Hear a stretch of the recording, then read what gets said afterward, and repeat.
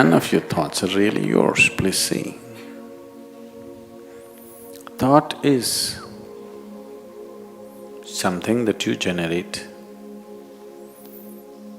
from implanted information, all kinds of things hitting you.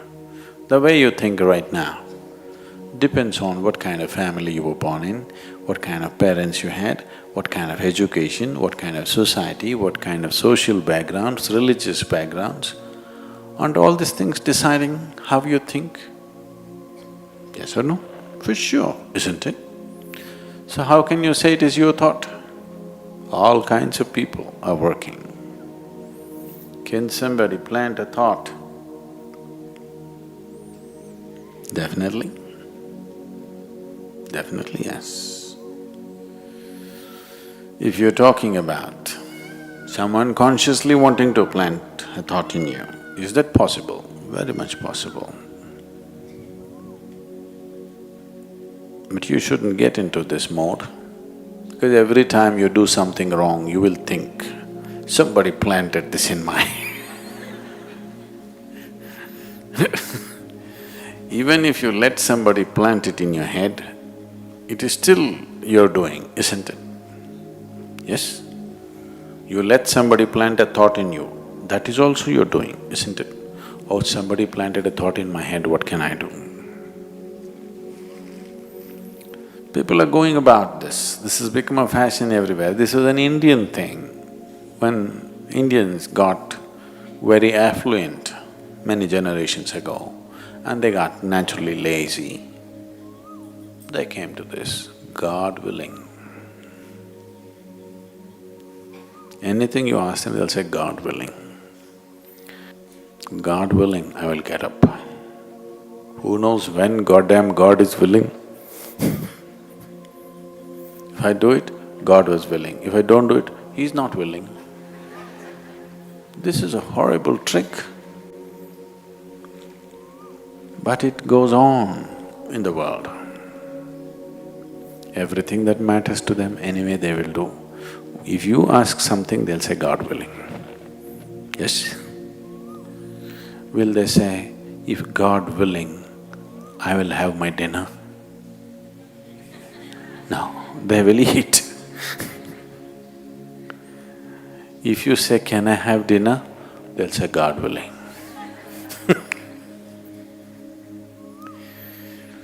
So, can we plant a thought?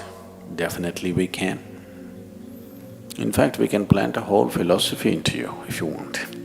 Why just a thought? A whole series of thought, a complex series of thought we can plant into your head. But there are different ways of planting a thought. There are dark ways of doing it. There are straight ways of doing it. There are other ways of doing it where a thought is not planted. You are made to think in a certain way, purely for your well-being. This needs to be done. Otherwise, you will just scatter yourself all over the place and spend your life without any purpose, without getting anywhere. The dark ways of doing it involves various dark arts through which they will plant negative thoughts in your head, where you will work for your own destruction. The straight ways of doing it or the school teacher's way, they're trying to tell you, this is better, this is better, this is better, constantly. Or the marketing manager's way, the Coca-Cola, the real thing, the real thing, the real thing, the real thing. Now you say the real thing. If I say the real thing, you'll say Coke. Everywhere it's written around the world, real thing. So, that is just by repetition. It's straight. If you want, you can reject it. With the first one, if you're vulnerable in some way, you have no choice. It will anyway enter your life.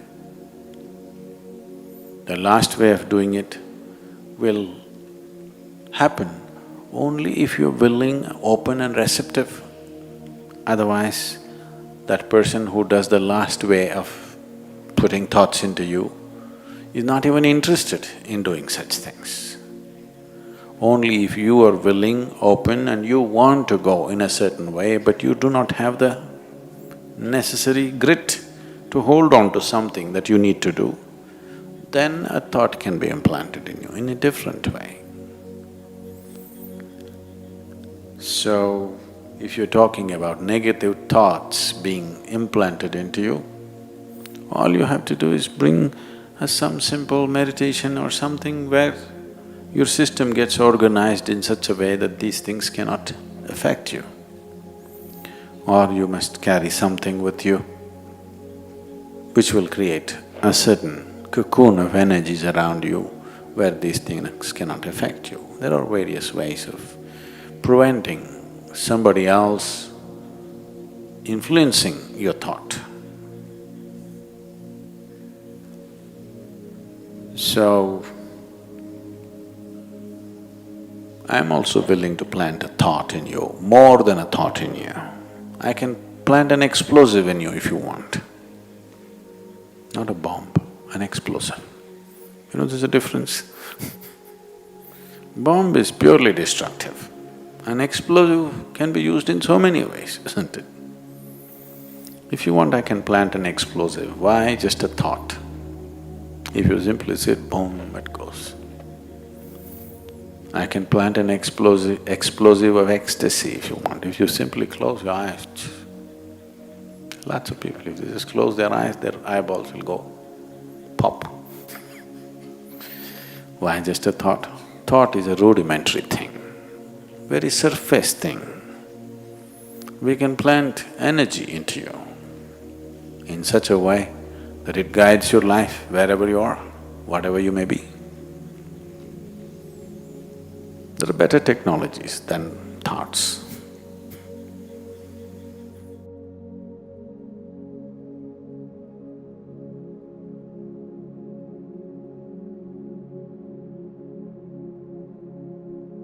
Our thoughts and emotions are closely linked, and that we can actively shape our thought patterns to improve our overall well being. Several studies have found that positive thinking can have beneficial effects such as improved performance in achievement situations and increased positive emotions. Conversely, negative thinking and suppressing positive thoughts can have detrimental effect such as activating negative self-referent thoughts and contributing to the onset and maintenance of mental health issues. However, the research also cautions against the simplistic notion that we can make good things happen just by thinking positively. Positive thinking alone is not a panacea, and it is important to recognize the role of external factors and the complexities of human psychology. Additionally, some studies suggest that the balanced approach, acknowledging both positive and negative thoughts, may be more effective than trying to suppress or eliminate negative thoughts altogether. Our thoughts, both positive and negative, can be influenced by external sources and can in turn shape our emotions, behaviors, and overall well being. While positive thinking can be beneficial, it is important to approach it with nuanced and balanced rather than a simplistic solution. The ability of others to shape our thought patterns is a well established phenomena in psychology and neuroscience.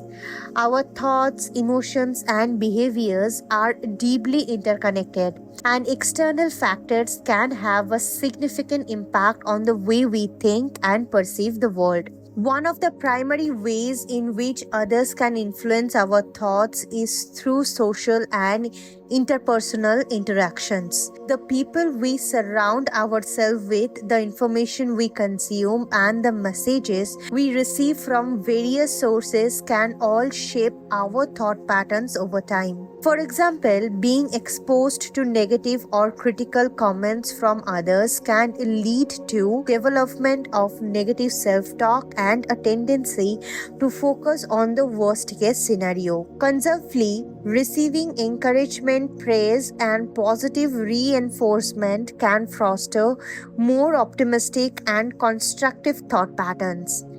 Additionally, the use of language and framing can also play a crucial role in shaping our thoughts. The way information is presented, the word used, and the emotional tone can all influence how we interpret and respond to a given situation. Positive framing, such as empathizing the potential for growth and learning, can help individuals develop a more resilient and adaptive mindset, while negative framing, such as focusing on threats and failures, can contribute to the development of anxiety, depression, and other mental health issues. Furthermore, the power of suggestion and persuasion can also impact our thought processes. Techniques such as hypnosis, subliminal messages, and even subtle social cues can influence our unconscious thought patterns and decision making processes. This is why it is important to be aware of the potential bias and influences that may be at a play in our daily life, and to cultivate a critical and discerning mindset when it comes to the information and messages we receive. It is important to note that the ability of others to influence our thoughts is not absolute or deterministic. We all have the capacity to exercise agency and control over our own thought process and to actively shape our mindset and perspective. Practices such as mindfulness, cognitive behavioral therapy, and self reflection can help individuals develop greater self awareness and the ability to regulate their own thought patterns. Our thoughts can be influenced by external sources both positively and negatively. Understanding this dynamic is crucial for maintaining mental health, fostering personal growth, and navigating the complex social and informational landscape of the modern world. So as we come to the end of this video, let's take a moment to reflect on the nature of our thoughts and the space they occupied within us. The mind can be a vast landscape where ideas flow freely, but it is important to recognize how easily outside influences can shape that flow, whether intentionally or unintentionally. The more conscious we become of our mental environment, the more power we have over what takes root within us. In a world full of noise, where opinions and ideas constantly slewing around us, being mindful of the sources of our thoughts can bring a sense of peace and clarity. It's not about shutting the world out, but learning how to manage what we allow in, so we remain in tune with our own inner balance and a sense of direction. In this fast-paced life, it is easy to feel overwhelmed by everything going on around us. But just remember that true strength comes from within. Take time to quiet your mind, be still, and recognize what's truly yours and what might be gently influencing you from the outside. The more we pay attention, the more we understand ourselves. So this is not a summary of Sadhguru's word, it is simply my interpretation of the deep wisdom he imparted. Please keep them separated and do not misunderstand. We will see you tomorrow. Until then, please take care. Namaskaram.